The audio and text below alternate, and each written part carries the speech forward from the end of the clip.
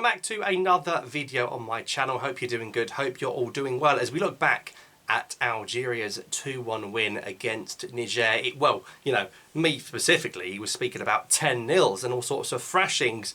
Maybe needed to be a little bit more humble, but it is a good win in terms of we showed resilience in coming back, and it also makes it 9 points out of 9, almost certainly qualified for the next Africa Cup of Nations. We did concede our first goal of this qualifying campaign, but we have now played all three teams in this group and we've won all three games.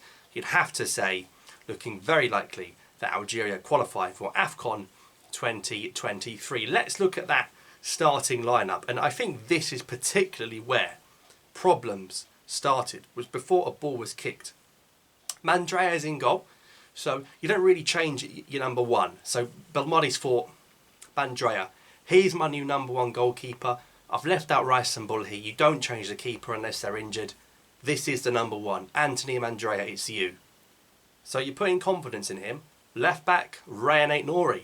Is he now going to be first choice over Rami Ben Sebaini? Because he was the man of the match. Ait-Nouri, heart, desire, passion. Both boxes he was there, defending, attacking, always the last man by the byline, the pace, the quality. I just wish he had someone good on the left wing to overlap with, but for me, Rayan Ait-Nouri was comfortably the man of the match. He was a brilliant footballer. What a talent. If I'm sitting in the French FA, I'm bloody fuming I've let Rayan Ait-Nouri go, because he's such a talent and it's so good to have him, and a brilliant option. And that left back position is very, very strong. Of course, Ben Sebaini came on later in the game as a centre-back. Is that what we're going to see going forward, that Ben Sebaini becomes a centre-back? Because that Ait-Nouri performance, he's undroppable. You can't drop him. As good as Ben Sebaini is, and Ben Sebaini is a good left-back, in fact, he's probably going to go to Dortmund in the summer on a free transfer or a big move like that. You can't bench Ait-Nouri.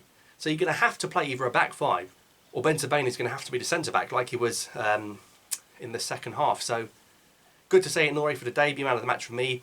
It's actually Mandy and Tuba that started at the back, and Mehdi Laris at right back. I don't think Laris is ever going to be a winger for us. It's a good spot by Belmadi if he thinks Laris can do a job at right back. Of course, Yusuf Altala will have a say in that when he comes back, and maybe Mitchell Weiser will as well as Kevin van den Kerkhoff, who's on the bench and didn't get to come on. But a lot of mixed feelings about Mehdi Laris. I thought it was good going forwards. I just think defensively Laris is not that guy, but a good talent and certainly a good squad player to have. Got to say, the goal Niger scored was embarrassing. Absolutely embarrassing. Bounedjah, 5 minutes before, they tried a chip. He was in no man's land. They spotted he was off his line. He was not even in the 6-yard box. And then 5 minutes later, Bounedjah gets chipped again, and this time it's in. He's had nothing to do all bloody game, and he's been chipped. Positioning. He didn't even have to touch the ball, and he still messed up. Now, if you've been given the number one shirt, and you're doing crap like that against Niger, what are you going to do when we play Senegal, Ivory Coast? I ain't got a faith in Bounedjah now. He needs to bounce back from that big time. Tuba misjudges the pass. Mandy didn't even put a block in, couldn't keep up with him, and the defence was completely changed the second half for Ben Sebaini to come on. I don't feel confident with Mandy there. He's slow, very slow. He can't keep up, and particularly a lot of the sub-Saharan African footballers in the attack are very, very quick, and we don't have much pace in our team. He looks slow, and if you're slow, you've got to be physical. He didn't put a block in either. So that was a concern. Benassa, Bentala, Badawi, Hisham Badawi, always good with club form. I've never, ever been convinced by Badawi. Never in an Algeria top. Not in the Nice top, in an Algeria top. Not convinced at all. And Hall at half-time, not for the first time. Could be the next Adams or again. I like Bentala, I like Benassa, and they didn't have their best games, by the way. But Hussam Aouar is certainly coming for one of those shirts in the middle, and I'd definitely be benching Badawi. And then Yusuf Belaili for me shouldn't even be in the squad. I've said it for a few weeks now, taken some criticism for it. I hope you see why now. Shocking, on the floor more. Delors had no service. He had no service. He had that mug, probably on the powder again, doing crosses like that. Shocking. I can't believe he wasn't hauled at half time. 68 minutes Belaili lasted. That's 68 minutes too many. Shocking. Shocking. Don't want to see him again. Don't ruin your legacy, Yusuf. Don't ruin it. Because you're just being stupid now. You're being greedy. Delors and Morris. Now, you go in 1-0 down.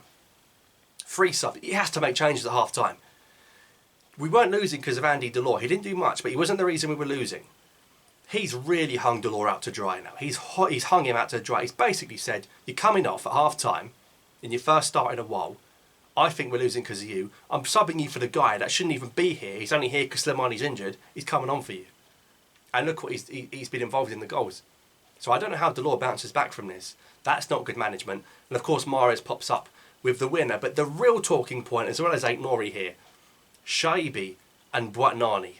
Brilliant, brilliant, brilliant. The future, and it was looking like quite a negative game. The future is very bright, inshallah, because those two were brilliant. Now, of course, the first goal, Bounedjah celebrated like he'd won the World Cup. It was an own goal. So it took us 88 minutes to actually score ourselves. But his focal point and his involvement and the way he links attack up and his presence there certainly had more of an impact than Andy Delort did. So I wouldn't be surprised if Bounedjah started the second game and he's found his place back. But it was really nice to see Bounedjah back. And that second goal, with Shaibi coming in that number 10 position, we've been screaming, crying out for a number 10. And Shaibi could be that guy. He plays a ball to Bounedjah. Bounedjah with that pace, lovely, delicate touch to play in Riyad Mahrez. That's the football I'm talking about. 10-0. That's the football I want to see. It's brilliant link-up plays, beautiful to watch. Shaibi, Bounedjah and Ait-Nouri. Oh my God. Boy, are we going to have a good team in the future, man. These are fantastic, quality players. It's just a shame we couldn't see more of that because Yusuf Belady was starting. It should have been someone else on that left-hand side. You've got Ben Rahma and Bilal Brahimi that can't even get in the squad over that guy, so he needs to go. And also the referee was shocking. They were time wasting. We had the ball with Bounedjah's header when Mahrez hit the bar and Bounedjah put the rebound and it was over the line. It was over the line. He must be fuming. He's had his first goal chalked off for an own goal and a second one for him, probably scored and instead he didn't cross the line. But we got the 3 points. Alhamdulillah, that's what matters. Pretty much on our way to the Africa Cup of Nations, and Captain Fantastic Riyad Mahrez is back. Let me know your thoughts in the comments down below. Thanks for watching. Subscribe for more. I'll see you next time.